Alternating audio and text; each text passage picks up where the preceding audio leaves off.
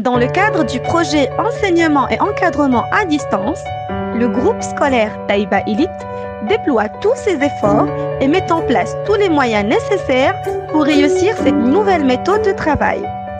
Un grand merci donc à toute l'équipe pédagogique, au staff administratif et à nos chers apprenants et leurs parents pour leur compréhension, leur engagement et surtout leur implication.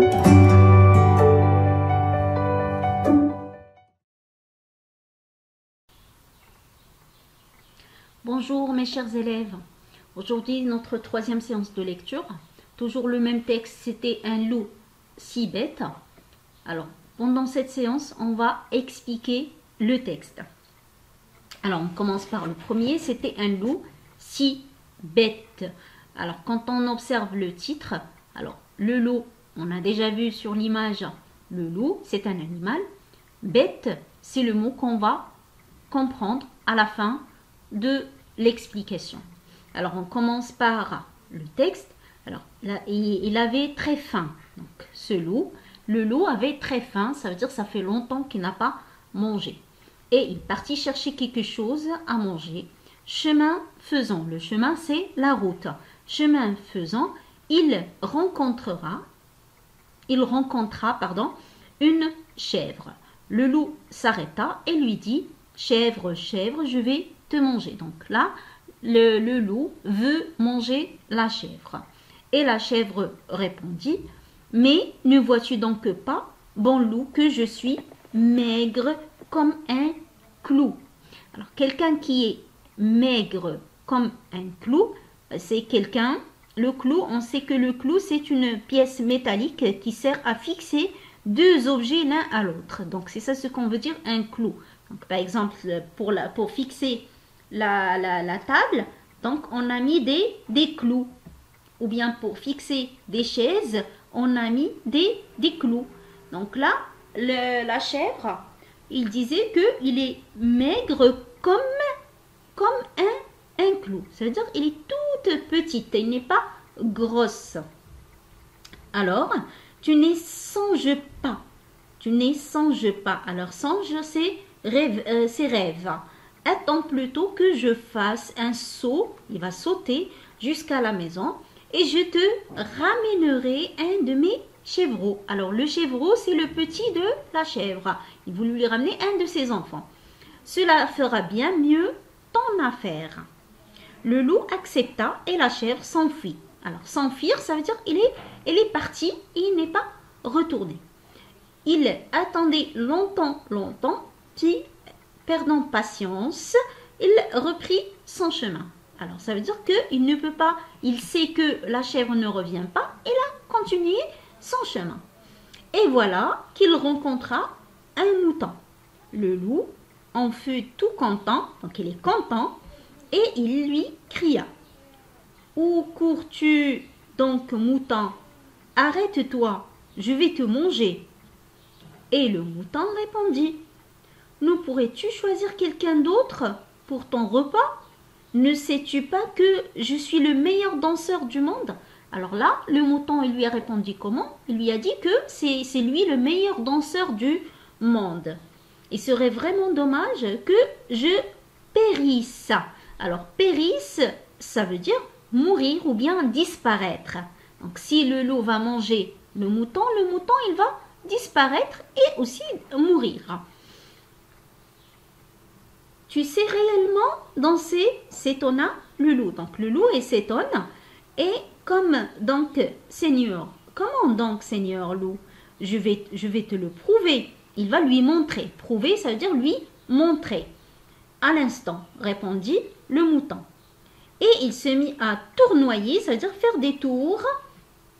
Tourner très vite sur lui-même. Tournoyer et à décrire des cercles de plus en plus grands, si bien qu'à la fin, il disparut. Donc, il ne le voit pas. Le loup ne le voit pas. Le loup fut très fâché. Fâché, ça veut dire il n'est pas content. Il s'énerve de s'être laissé encore prendre et continua son chemin. Donc, il continue encore une deuxième fois le chemin. Et voilà qu'il rencontra un cheval.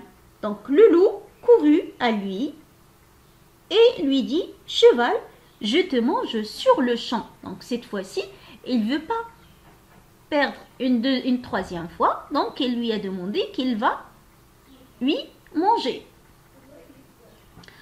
Alors, et le cheval répondit, d'accord, mais il faut que tu te renseignes d'abord pour savoir si tu as vraiment le droit de me manger. Donc là, le cheval, il lui a demandé qu'il doit se renseigner. Se renseigner, ça veut dire avoir une information. Ça veut dire il doit demander, est-ce qu'il a le droit de manger ou pas? Comment ça? Demanda le loup. Sais-tu lire? Demanda le cheval. Donc le cheval a demandé. Au début, le loup a demandé comment, et puis le cheval répond, est-ce que tu sais lire?